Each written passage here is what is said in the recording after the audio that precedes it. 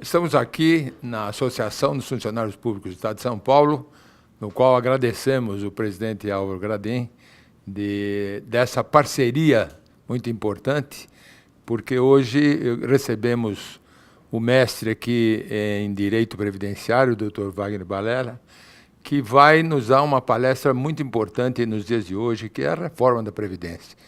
E antes dessa palestra, é importante que a gente fizesse uma entrevista com perguntas importantes para que ele possa definir ou apontar os grandes problemas que existem no nosso país. Então, eu gostaria de começar com o Dr. Álvaro Gradim, que ele fizesse a primeira pergunta e depois a gente vai mesclando aqui.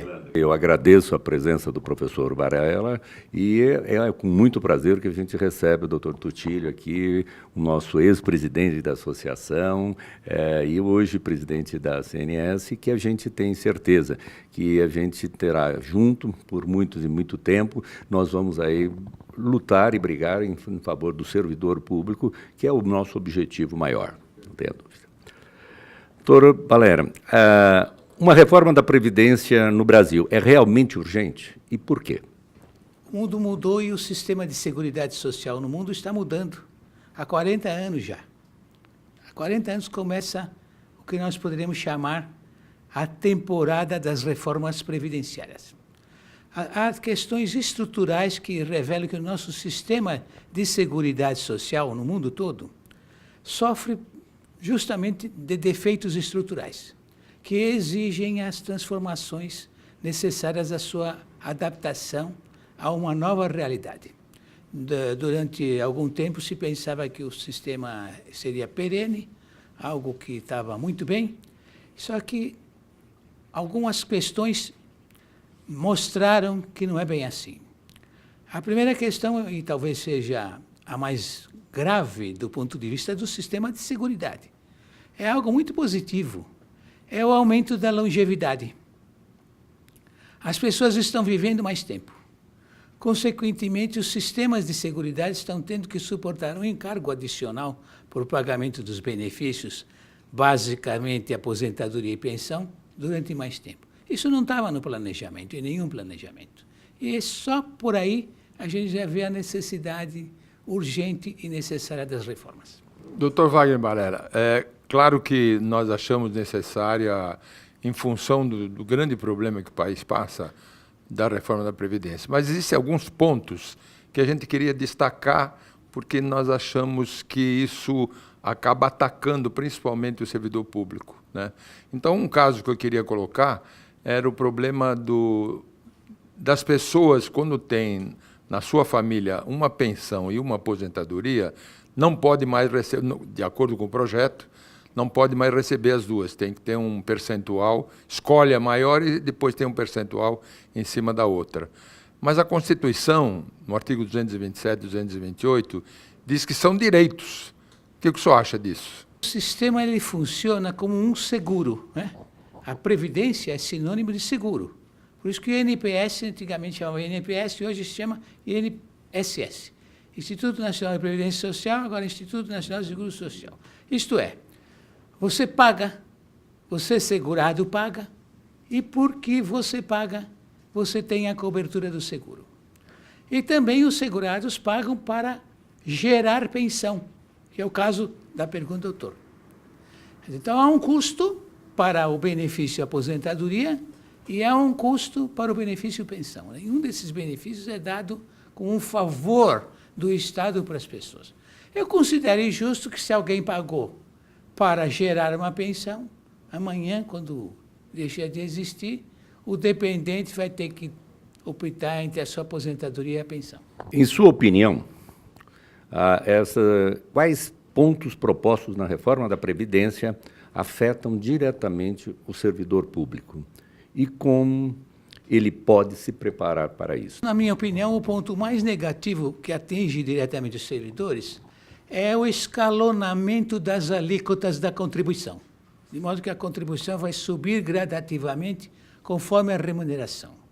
Me parece que esse ponto é manifestamente inconstitucional, porque está se transformando a contribuição social em imposto. É o imposto que obedece ao critério da capacidade contributiva. É o imposto que obedece ao critério da progressividade, como é o caso das alíquotas que foram projetadas. As contribuições sociais funcionam com outro critério. É o critério do risco. Isto é, quanto maior o risco, maior a contribuição. Tal como é no seguro privado. Conforme o seguro privado, o risco maior exige um prêmio maior. Essa é a lógica do seguro social e, portanto, da Seguridade Social. Ora, transformar, portanto, a contribuição em imposto, me parece, com todo o respeito, inconstitucional. Eu acho até que é tão inconstitucional porque se somar alguém que vai recolher 22% com mais o imposto de renda de 27,5%, dá metade do orçamento, o que é um confisco, na minha opinião, né? Então, de qualquer forma, é um problema que a gente tem que lutar para que isso realmente não seja aprovado, né? Uma outra coisa que eu queria colocar, doutor Wagner Balera, é o problema da pensão pura e simples. Hoje, o projeto coloca um corte de 50% na pensão e dá 10% para quem tem filho jovem. Primeiro que é uma pegadinha do governo, porque quem tem uma idade avançada não tem filho jovem e não vai acrescentar 10% a mais. E eu acho que, na verdade, a pensão, que é um momento difícil da pessoa, não é possível cortar 50%. Eu gostaria de ouvir a sua opinião. Bom, nós temos também que acabar, aí vocês não vão gostar muito do que eu vou falar, mas eu tenho que dizer exatamente o que eu penso, não é? Nós temos que acabar com essa ideia de que o benefício repõe remuneração. Não é essa a função dos planos de proteção social. Nós ficamos muito acostumados, eu e vocês, porque eu também fui servidor público durante muitos anos, a ideia de, bom, é o meu salário que eu tenho que receber na inatividade. Não é assim em previdência, não é assim em seguridade. O sistema de previdência tem uma função distributiva e não de manutenção do status quo. Portanto, as pensões que historicamente no Brasil chegaram a 100%, não podem, na minha opinião, ser de 100%. Tem que haver, de fato, uma redução gradativa, pensando justamente naquilo que ela repõe. Hoje já é 70%. Naquilo que ela repõe. Então, não pode imaginar que o dependente do beneficiário, isto é, do segurado, vai ganhar exatamente a mesma coisa do que o segurado. Qual vai ser o percentual? É uma discussão, ao mesmo tempo, orçamentária e política. Mas eu afirmo que não é possível que seja de 100%. Não porque seja injusto, é porque não corresponde à lógica do sistema previdenciário. Falando ainda em aposentadorias, lógico, o senhor concorda com uma aposentadoria especial de professores, diretores e superintendentes de ensino, assim como também dos profissionais ligados à segurança pública? Tudo gira em torno do conceito de risco. Quanto maior o risco, e o que é risco, né, para a gente entender? O risco, assim, a doença é um risco que o sistema de proteção social cobre através do auxílio-doença. A invalidez é um risco, que existe, então, a aposentadoria por invalidez. O acidente do trabalho é um risco. A palavra risco significa algo que pode afetar a vida laborativa, no nosso caso, né? O risco afeta a vida laborativa, a capacidade de trabalho das pessoas. Então, quanto maior a exposição ao risco, melhor deve ser a proteção social. Então, eu concordo com as categorias especiais, no sentido de que o agente de segurança, por exemplo, está exposto a um risco que nós, que não enfrentamos esse dia a dia, não estamos sujeitos. Portanto, o sistema deve protegê-lo mais, tendo em vista que a proteção social deve acompanhar o risco.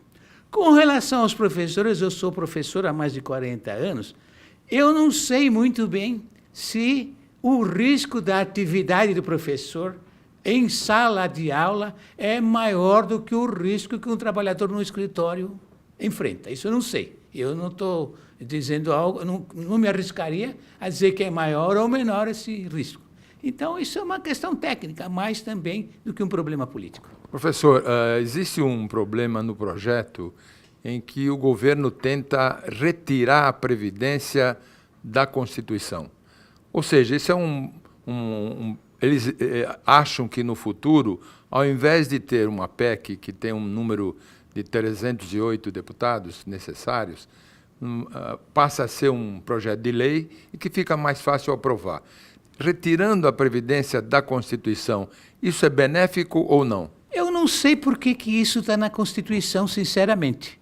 Eu acho que as Constituições deveriam ser cartas muito mais enxutas, muito mais lineares, cuidando só do arcabouço fundamental do poder e da distribuição essencial das funções do Estado.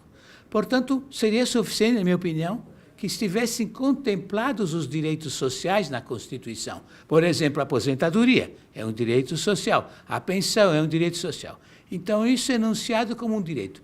Agora, entrar a Constituição nas minúcias que a nossa tem, no artigo 40, no artigo 201, sinceramente, eu não sei o que aquilo está fazendo na Constituição. Eu compreendo que isso, por detrás dessa proposta, há, de fato, uma projeção ruim. É a projeção de que amanhã eu vou poder mudar, fazer gato-sapato com os direitos sociais, porque fica mais fácil mudar através de uma lei ordinária, de uma lei complementar, uma medida provisória. Mas vejam que aí não é uma questão técnica. Do ponto de vista técnico, é, de fato, muito complicado que tudo que seja matéria de seguridade social vá para a Constituição. Só completando um pouquinho a anterior, eu gostaria de lembrar essa história do risco, né? O risco da insalubridade, do trabalho insalubre, que também existe na área da saúde, né? Como eu sou oriundo da saúde, eu vou falar aquilo, eu vou defender aquilo que eu acho que é risco. E hoje o risco que tem de se trabalhar num local de periferia. Assim como o professor também, que vai para uma escola de periferia, que ele é ameaçado pelo aluno que faz uso de droga, assim como também aquele que leva e que faz assim por diante. Então, eu acho que hoje nós temos que... Esses pontos de risco de vida também está acontecendo para esses profissionais que estão trabalhando nessas áreas e assim por diante. Mas aí vamos um pouquinho mais adiante, vamos falar um pouquinho das regras de transição entre homens e mulheres, né, que estão na reforma. O que o senhor tem a nos falar, o que o senhor pode nos dizer com relação a essas mudanças que são, de uma certa maneira, muito bruscas, né, levando em consideração aquele trabalhador, principalmente o trabalhador da área rural, aquele cara, indivíduo que trabalha no esforço físico, não só ele, como outros trabalhadores que começam cedo e que são trabalhadores vamos falar de um trabalho pesado, um trabalho exaustivo, e carregar uma certa idade mais avançada. E levando em outra coisa, né? Os hábitos nossos alimentares, os nossos hábitos de vida, o nosso clima, tudo isso é diferente quando a gente começa, quando fazem menções e querem comparar com um trabalhador, com alguma coisa dos países temperados, da Europa, dos Estados Unidos. Por quê? Porque o clima também nosso prejudica a saúde desses trabalhadores e desses profissionais. A palavra previdência significa o quê? Prever. É uma previdência do futuro. Então, a previdência é, sobretudo, um projeto de vida. Muitos de nós, ou a maioria de nós, quando começa a trabalhar, se pensa um pouco na vida, acha, bom, vai ter um momento que eu não vou conseguir mais trabalhar. E a previdência é justamente esse projeto do futuro. O que vai acontecer comigo no futuro quando eu perder a capacidade de trabalho? Portanto, a Previdência é um projeto de longo curso, é um projeto de vida. Nada na Previdência pode ser súbito, de modo a prejudicar essa previsão lícita que as pessoas assumem. Portanto, uma regra de transição para ser equânime, para ser conforme com a justiça social, ela tem que procurar apreender a realidade daquelas pessoas que já tinham uma legítima previsão, aquilo que Ponce de Miranda chamava o direito expecto. Eu não tenho expectativa de direito, é verdade, porque esse é um conceito mais complicado do ponto de vista jurídico. Mas eu tenho um direito expecto, que espera para ser concretizado.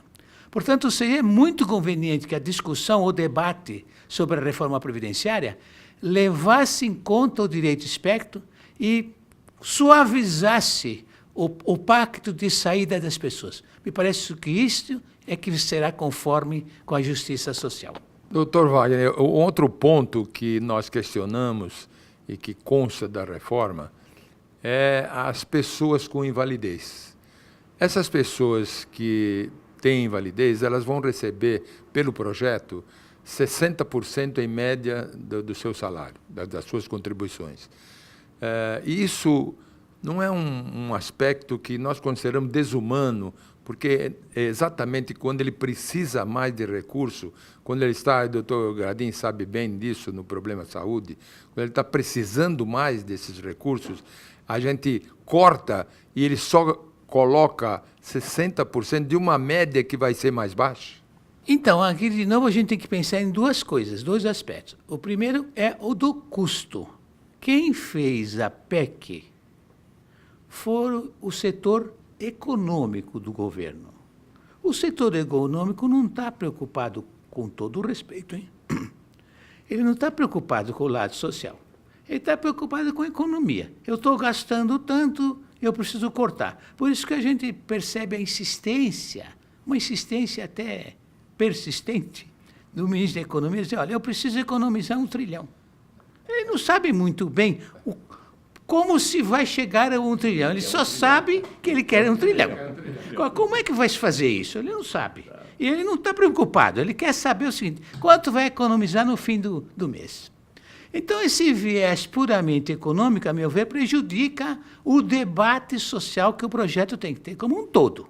Ele é econômico, claro, é preciso que seja realizada essa reforma é urgente, não haverá dinheiro, é verdade, não haverá dinheiro se uma verdadeira reforma não for implementada, isto é verdade, não é um joguinho de palavras, mas é preciso considerar que a Previdência tem essa carga constitucional e social.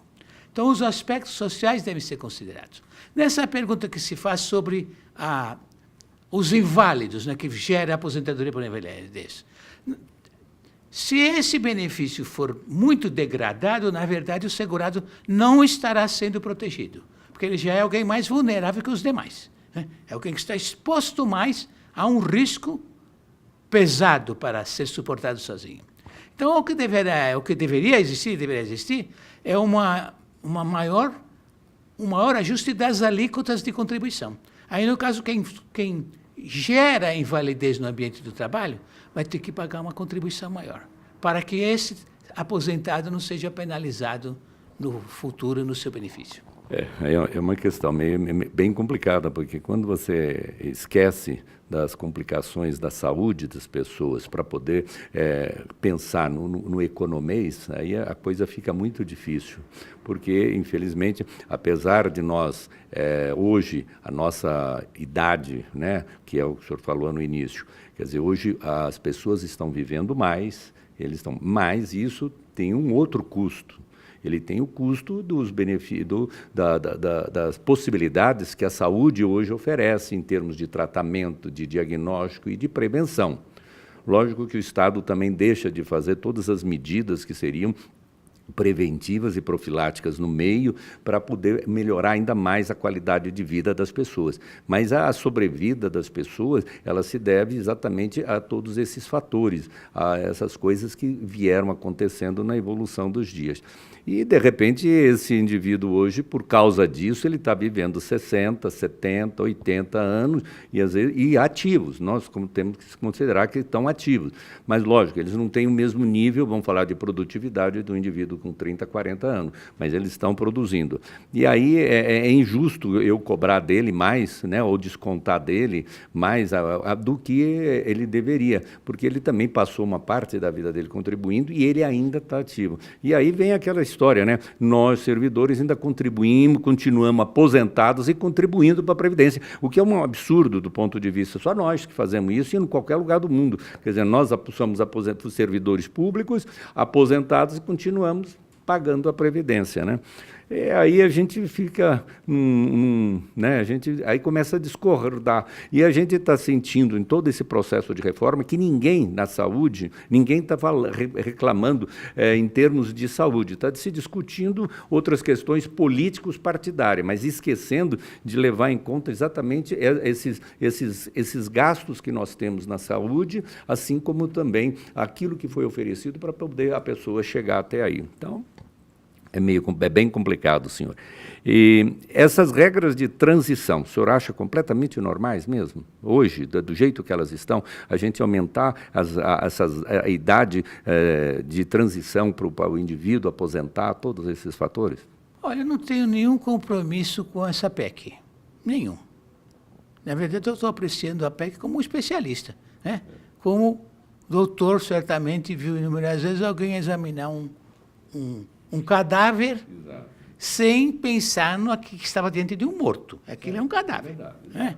Então, para mim, não estou comparando a PEC, por favor, com um cadáver, mas eu analiso tecnicamente. Quer dizer, eu vejo a coisa do ponto de vista... O cadáver não começa a cheirar muito. Isso. Mas tem o formal ali. Está formalizado. Então, eu, de fato, não tenho nenhum compromisso com a proposta de emenda constitucional. Considero que, de fato, é imprescindível e urgente que seja estabelecida uma idade mínima para as aposentadorias. Aliás, se nós pensarmos no plano histórico, a Lei Orgânica da Previdência Social, em 1960, a maioria das pessoas nesta sala não tinha nem nascido, em 1960. Em 1960, a Lei Orgânica previu a idade mínima de 55 anos, que, infelizmente, foi revogada essa idade mínima pela profunda demagogia que a classe política historicamente sempre teve no Brasil. Uma demagogia irresponsável, como está sendo, aliás, hoje apontado inúmeras vezes. Então, é imprescindível a fixação de uma idade mínima para as aposentadorias. Não tem nenhum sentido que não exista essa idade mínima. Como assim mesmo não tem nenhum sentido essa diferença de idade que se quer estabelecer entre homem e mulher. Estou, de novo, falando que eu sou um técnico. Não é uma questão política para mim. Para mim é uma questão técnica. A mulher vive mais tempo. Por que ela vai sair antes? Não tem o menor sentido técnico. Portanto, é uma questão política. Então, para mim, tem que haver uma idade mínima. Essa idade mínima tem que ser igual para todo mundo. Isso é urgente. Qual é a idade mínima? É uma discussão política. Também é uma discussão política saber, por exemplo, se no Brasil, esse mundo que é o Brasil, se essa idade tem que ser igual para todos os brasileiros do Brasil.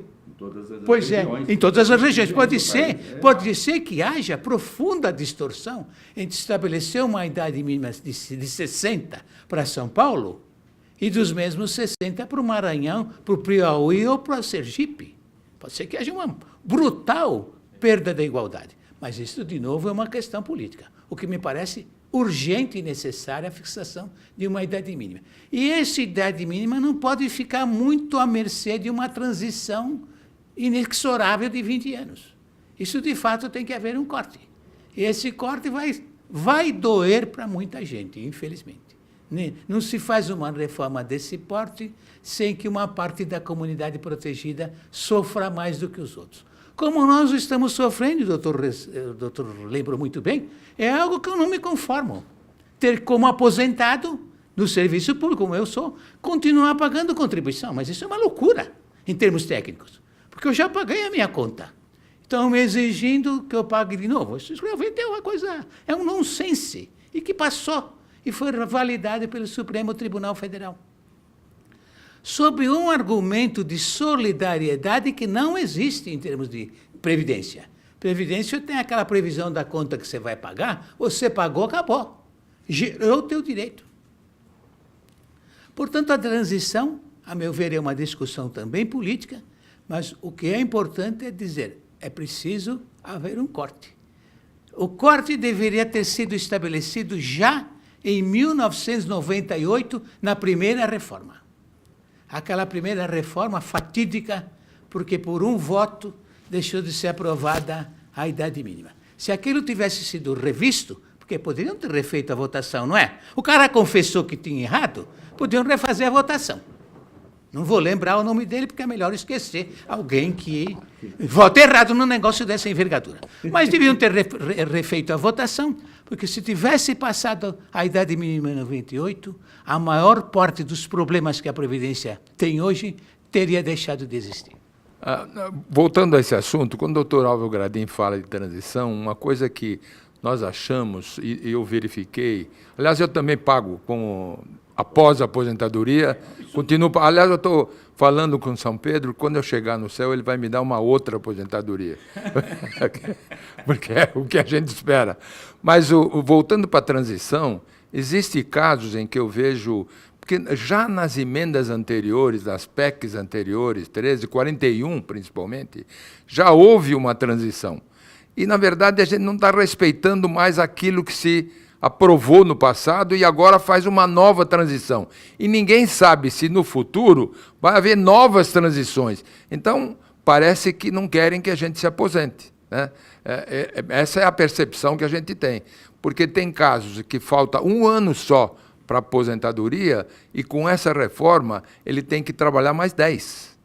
Eu acho, quando o Temer apresentou a proposta, era mais suave, ou seja, aquilo que falta, por exemplo, faltava 2 anos, ele tinha que ir pelo menos 50% a mais 1 ano. Faltava 4 anos, mais 2 anos. Agora não. Agora, quando alguém está faltando 1 ano, ele tem que trabalhar mais 9 ou 10. Eu vi diversos casos de amigos meus que vão entrar nessa transição que eu acho exagerada. Esse é um ponto que a gente está colocando até para os deputados para analisar um pouco mais, né? Agora, voltando a uma outra questão, professor, é um problema que ontem já começou, o famoso Centrão está colocando um problema em que os estados também têm que ser responsáveis pela sua previdência.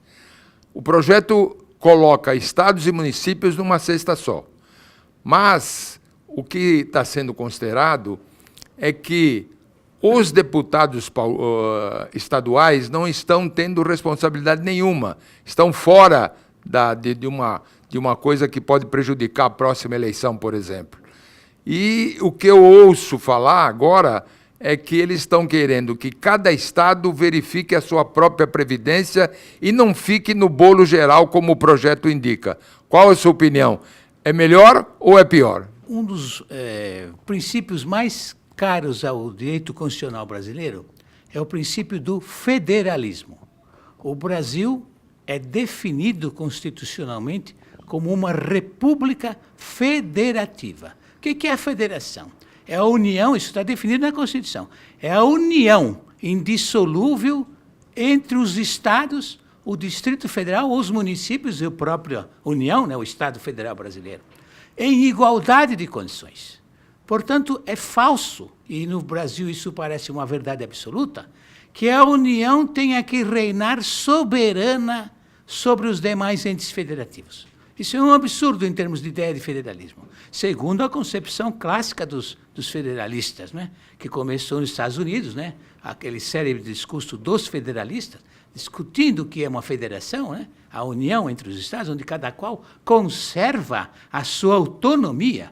Então, eu considero, de fato, um absurdo que a Constituição Federal tenha que contemplar o direito previdenciário dos estados e municípios. Me parece impróprio e inadequado. Portanto, sou favorável, sim, a que a matéria previdenciária do serviço público dos estados e municípios seja regulada por eles, assumindo cada qual a sua própria responsabilidade previdenciária.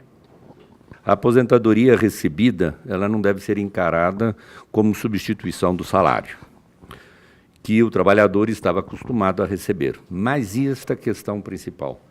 O brasileiro, o cidadão brasileiro sabe disso? Ele entende isso? Ele tem conhecimento dessa questão de que a aposentadoria não representa o salário dele?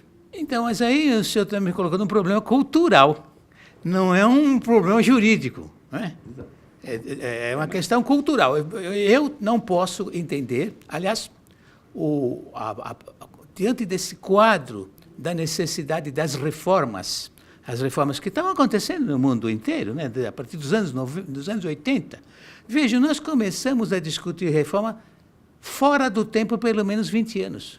Quando a Constituição de 1988 foi idealizada, o Constituinte esqueceu que o mundo já tinha mudado. E ele pensou no estado do bem-estar do final do século XIX, no início do século XX. Mas nós estávamos já no final do século XX. Então, de fato, há uma distorção valorativa na Constituição de 88, que eu continuo sendo defensor da Constituição. Bom, O que tem sido discutido hoje em dia? Os sistemas de previdência pós-modernos têm que estar baseados no modelo dos 3 pilares. O que é isso? Um pilar básico é a garantia de uma proteção universal e igual para todas as pessoas. Como existe, por exemplo, num dos países mais avançados do mundo em matéria previdenciária, que é o Reino Unido. No Reino Unido existe o pilar básico que é garantido a todos. Então, todos têm direito a um pilar básico. Depois existe o segundo pilar, que é público também. Naturalmente, o primeiro pilar é um pilar público, é uma previdência pública, estatal. Existe um segundo pilar que é público também, mas aí no qual depende um pouco da faculdade das pessoas. As pessoas querem contribuir a mais para ter uma melhoria no seu benefício. Estatal, público.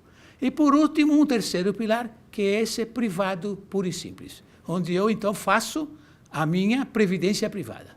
De modo que essa distribuição entre os ônus fosse respeitar também a individualidade de alguém que vai saber que de garantia constitucional ele só tem o mínimo minimorum.